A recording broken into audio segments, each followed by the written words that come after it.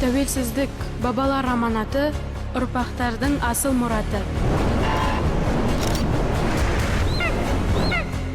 Біздің жеріміз ұлан ғайыр. Әр тасында бабалардың ізі, әр төбесінде ұлттың рухы бар.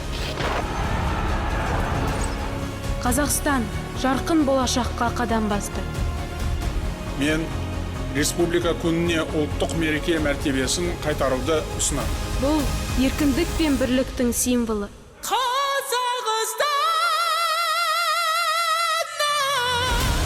Бейбітшілік пен татулықтың мекені. Біз келешекке сеніммен қараймыз. Біз тәуелсіз Қазақстанбыз.